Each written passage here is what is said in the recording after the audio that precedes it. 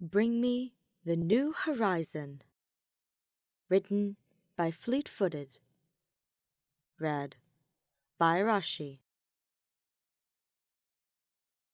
1. Byleth, by the time you get this, I'm already on my way with an army. We'll crush the rebellion between my wyverns and the sea. It'll be easy peasy. The bastards won't see it coming. Keep your eyes to the east. Look for me on the horizon. I'll be searching for you too. Nader is yelling at me now. We'll be seeing each other real soon. And then, you'll be so sick of me you'll probably second-guess your promise to marry me. Sorry, Teach. No take-backs. Please don't... I love you. Hold on. I love you. Khalid. Byleth was not a stranger to defeat. Rare as the instances were, defeat always came with strategic retreats. A time to lick her wounds and try again. A time to reassess. It's how she kept her students alive, and how she was able to snatch victory in a 5-year war. With the tides of war came the sense of understanding its ebb and flow. If the currents were in her favor, could she cinch victory in a few decisive moves? Or was it time to pull away? Not, she thinks, that we have a choice anyway. Here, there will be no next time. The odds were never stacked against her new army quite like this. Just as she is certain exactly where her blade needs to cut to take life, she's certain that she won't make it out of this alive. The grim realization does not dull her strikes.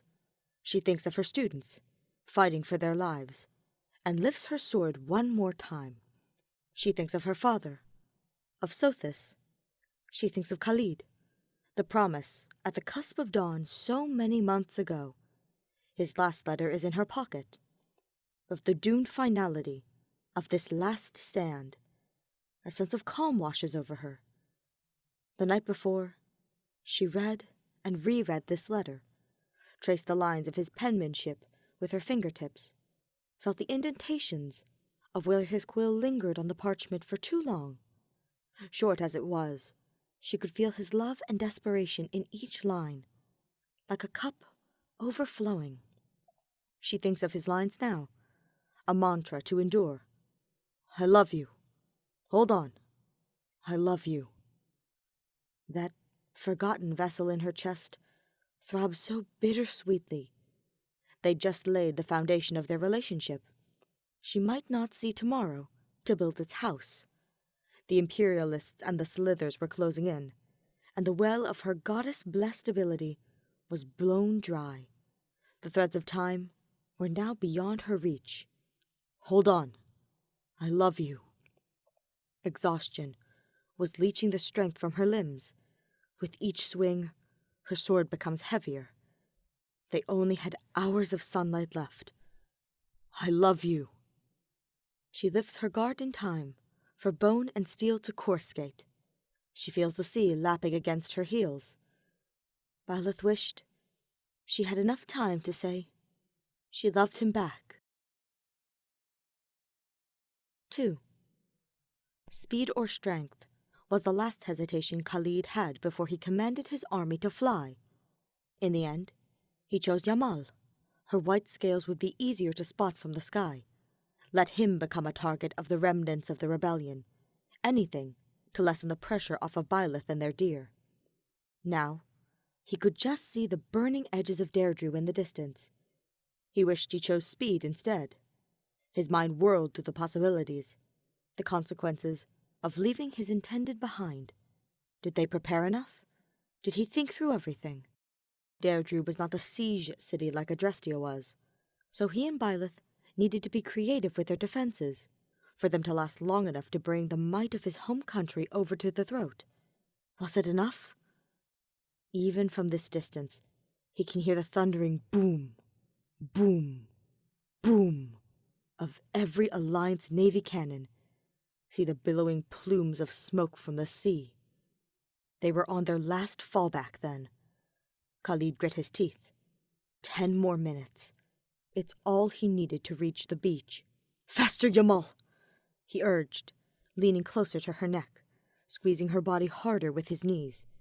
She gave a growling click in response, head undulating, her broad wings beating faster with her master's command.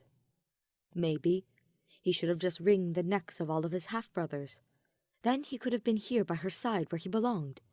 That they could be the reason that would cost him Byleth would be a mistake he would never survive. He guided his wyvern closer to the ground, despite Shadid's annoyed yelling and Adair's hollering. Whatever they had to say or complain about was not important. Nothing mattered but Byleth. The edges of the city were reduced to rubble. Bodies of both the rebellion and united Fodlan lay scattered. He looked for starlight green hair amongst the dead, any face that he could recognize of his classmates. His stomach curled unpleasantly, anxiety clawing at his throat. Please, please be alive.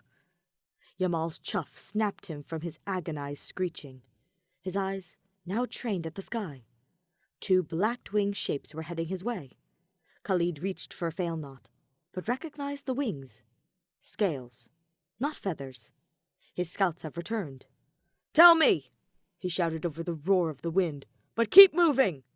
"Sir Khalid!" They saluted with their fist over their hearts.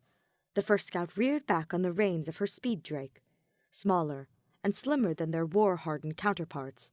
He spared them a quick glance to read their expressions, his lips thinning at their grim countenances. "A quarter of the ships are out of commission. The defense is surrounded, with the sea to their backs. The enemy will push them into the water soon." Thousands of wing beats approached from behind. What a sight they must make! Enough wyverns to blot out the sky. He unsheathed his silver sword and nodded to the scouts. "Raise the call!" With a synchronized salute, they reached for brass horns strapped to their saddles. A lungful of breath, and then a sound so deep and bellowing, cut through the cacophony of battle. Khalid felt it reverberate in his bones. And, like a drop of ink in the water, banners of the crest of flames bloomed along the beach. Even as the horn sound faded, he could hear the renewed cry of the united army. What a powerful thing hope was. Khalid noted the uneasy ripple through the rebellion invaders. Good, he thought viciously. He patted the side of his wyvern's neck. "Steady!" Yamal spread her wings wide, the wind's current catching beneath the webbed leather, lifting them higher. He was able to see the ocean now. Alliance merchant ships blockading the harbor, the navy firing onto the beach, where the last of united Fodlan's army was still standing and fighting for their lives. "Almyra!" he bellowed, blade held high above his head. In a single, earth-shattering roar, the army answered their king. "Ho!" He leveled his sword at the enemy. "Make them regret ever stepping foot in my city!" With a wild whooping and battle cries, they drove like falcons, and the rebellion, their fish. Wyvern claws tore into flesh, tossing them into the air like bits of hay. Khalid sheathed his sword and drew back the string of fail-knot, red crackling energy at his ear, as he loosed arrow after arrow into the fray. The archer's eyes scanning the beach back and forth for familiar faces. Until, there, his heart on the battlefield, the black and red uniforms of the rebellion swarming in on her. "Dive, Yamal!" 3. There was never a sweeter sound than the horn that rent through the air. The cannon fire slowed to a stop. The last and final phase of their plan finally in motion. Miraculously, the tides of battle were changing, flowing in her favor. "He's late!" Byleth heard Lauren's distinct, disgruntled voice somewhere to her left, and couldn't help the smile curving her lips. "But he's here!" she heard Leonie respond. "Don't let your guard down." Even from her vantage point, she could see the back of the enemy's army writhe in panic and desperation, so open and vulnerable to Almyra's waiting jaws. Torrents of air magic ripped upwards, catching some of the shrieking wyverns unaware. Byleth lurched forward, the sand fighting her movements. "Marianne! Lysithea! Silence those mages!" Her attention on the sky cost her as the rebellion vanguard surged forward, murder in their eyes. "Get her! Kill her!" Hilda appeared from behind her, swinging Freikrugel in a wide arc with a snarled, "Back off!" Byleth followed it with her sword, expanding the links and whipping around herself to create space. "He needs to get here faster!" Hilda complained. Blades and lances pointed their way, edging closer in one last desperate push to achieve their goal. Their ranks were rapidly thinning. Byleth brought her sword up one more time and concentrated on which foolish soldier would make the wrong move first. Just as she stepped forward to meet her first enterprising upstart, a shrill whistling pierced through the air. She felt Hilda barrel into her side, tackling her to the ground. "That professor!" An explosion of fire, the heat so intense it prickled her skin, detonated just behind the enemy vanguard. Byleth brought her cloak to her face to ward off any stray sparks. An impact slammed into the earth before them, spraying sand and dirt, and the rebellion soldiers every which way. A great, white beast let out a fearsome roar, and Byleth was never so glad to see a wyvern in her entire life. "Khalid," she whispered, before lifting her relieved gaze to the rider. There he was, adorned in black and red and regal gold, his cape rippling behind him in a sliver of sunlight as he slid down Yamal's flank. His green eyes arrested hers, his chest heaving with heavy breaths. His hair was windswept and wild, and looked every bit like he'd stepped out of her dreams. "Byleth!" She was moving before she knew it, scrabbled in the sand to get to her feet, but Khalid nearly bowled her over again when he slammed his body into hers, arms banding around her waist, lifting her into the air. He smelled like smoke and sweat and jasmine. She pressed her forehead against his, her arms wound around him, fingers tangling in the short hairs at the nape of his neck. "I am never leaving you again." She felt his breath on her lips. "I don't think I could survive it. I don't think my heart could take it." "I don't want you to leave either," she whispered, both hands cradling his jaw. "But there is still so much." Byleth gasped and pushed Khalid away. They were still in the middle of a fight. How could she be so careless? Byleth, look at me." Hands cupped at the back of her neck. Khalid lifted her chin to meet his plaintive gaze. "It's over. Yamal can handle a few soldiers. Let Almyra finish the rest." Sure enough, as she peered over his shoulder, she didn't see any threats. No more black robes or red uniforms. No more enemies. The battle was truly over. Khalid stroked the apple of her cheek. "See?" he murmured soothingly, and then grinned. "Even Hilda's taking a break." Byleth turned behind her to see her companion still laying in the sand. Hilda lifted a tired hand before it flopped back down to her side. With a bit of guilt, Byleth walked over to help her up, but she wouldn't budge. "Leave me here, Professor. I'm so tired." "I've got her," said Marianne. She knelt in the sand and set her hand against Hilda's forehead, aglow with healing magic. "We can handle the cleanup. Claude seems to be very impatient." To her left, she could see Lawrence and Leonie approaching on their mounts, Lycithia saddled with the latter, Raphael and Ignatz trailing not far behind. "Come on, my friend," called Khalid. "Let's get out of here." Byleth took his hand. 4. By some miracle, the Regan estate was still intact. Byleth must have sensed his mild shock. "We tried to cut the forces away from it. It's a little scorched, but still standing, thankfully." Khalid kissed the back of her head, arm banded tight around her middle, as he steered Yamal closer to the master terrace. "You did wonderfully, Teach. But you should know I'd rather have you intact. Houses can be rebuilt." Yamal landed gently as she could on the parapet, her talons sinking into the stone. Khalid slid down her flank and lifted Byleth from the saddle. It was a testament to how tired she was that she let him carry her down from his mount. With an affectionate pat, he sent his scaled companion below to roost. Byleth broke away from his loose embrace to look out over the terrace.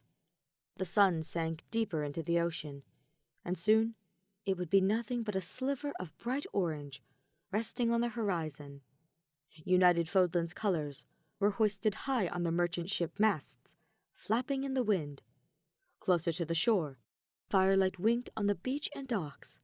The city slowly came alive with light, like a new leaf unfurling, tender and vulnerable. Derdriu would live to see another day. "It was your home," Byleth said after a while. Khalid felt his heart swell and squeeze at the same time. He reached for her shoulder, traced his fingers down her arm, and gripped her wrist. She turned, looking up at him with crystalline green eyes. The setting sun by sea gilded her pale hair orange and gold. There was dirt smudged on her cheek. Battle-worn and exhausted, she's never been more beautiful in his eyes. Home doesn't mean anything without you. He brushed her bangs back. There was a cut somewhere in her hairline, and folded her into his embrace. He pressed the lines of their bodies together, proof that she was alive and warm in his arms.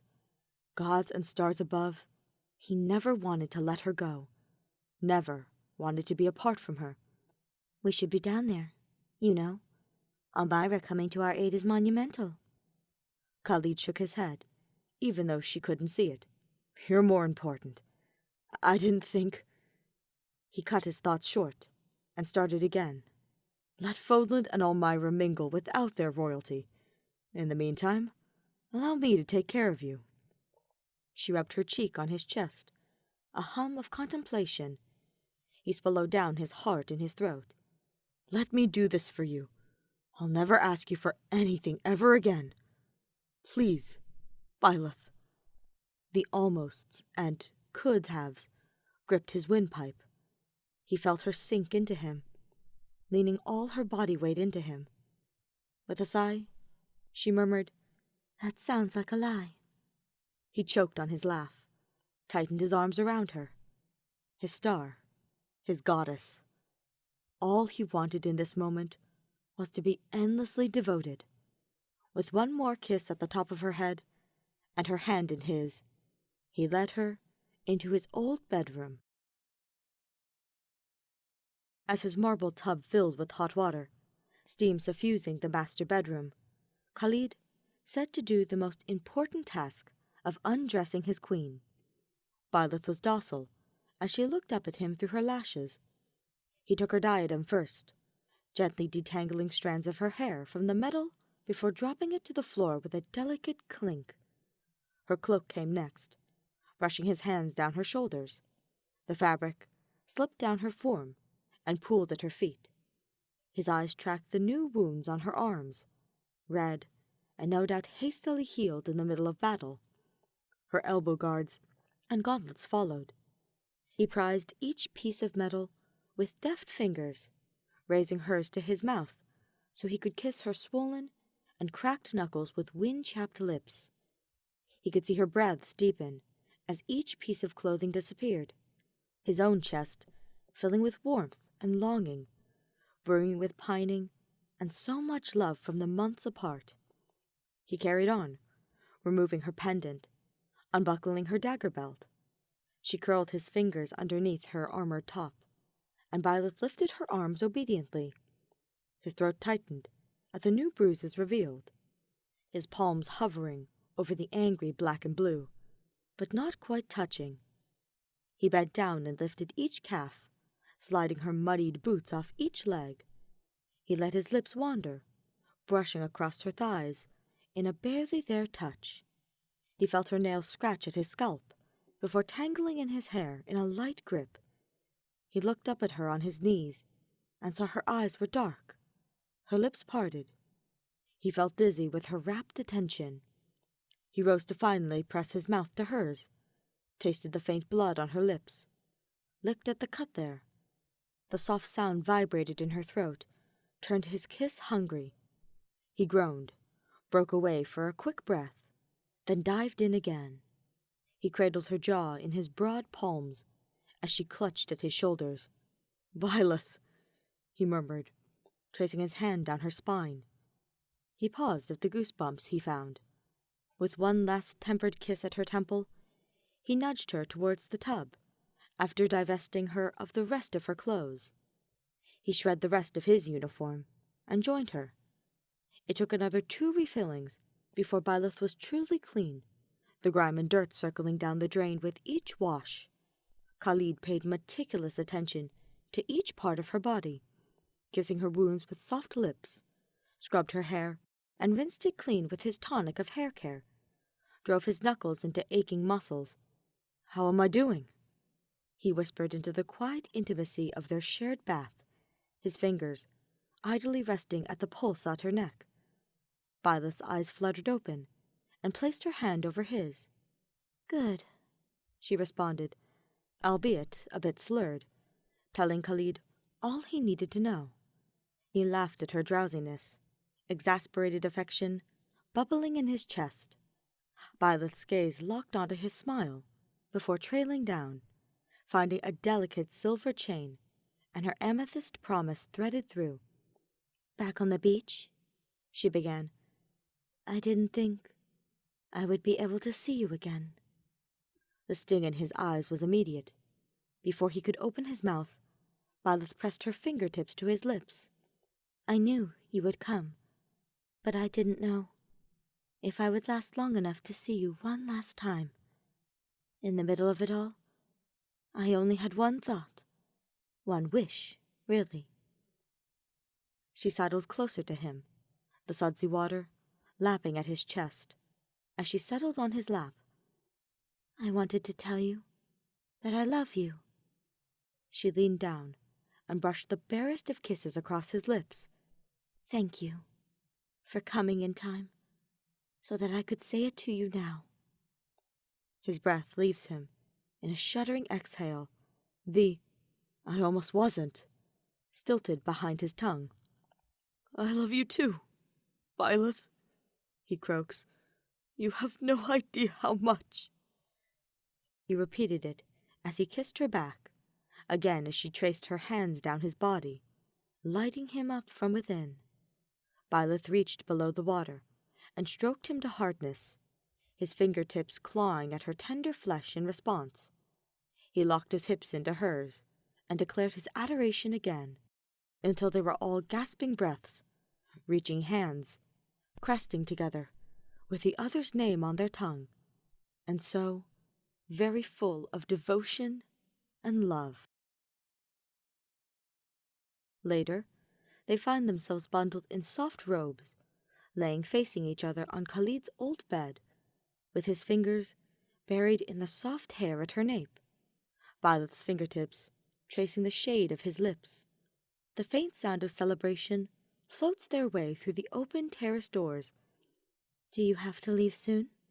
Byleth asks, and jolts Khalid from his languid rest. "Leave soon?" he repeats dumbly. "Back to Elmira." "My love, I am never letting you go ever again. We'll be staying here for a bit. Our victory feasts tend to run long. But if there's a time where I have to go back, you're coming with me. Or I'm staying here. Whichever happens first, we'll figure it out." "Oh, didn't think the new king of Elmira would be so accommodating." The soft humor in her voice settles some of his nerves. He shifts closer to her, to tuck her into his chest. "Then you should take advantage and ask me anything while I'm feeling magnanimous." "Meat," comes her immediate reply, and squeezes the laughter from him. "We've been eating potatoes for months." "Whatever you want. If you come back with me, and all the arayas you can eat, as much as you want." His answer seems to satisfy her. He can feel her breathing slow down, until she murmurs one last sleepy request. "Wake me up at dawn. I want to see it with you." He presses one more kiss to her forehead in acquiescence. I will, my love. So the king held his queen tighter and followed her to the land of dreams. Tomorrow they would witness their new dawn together.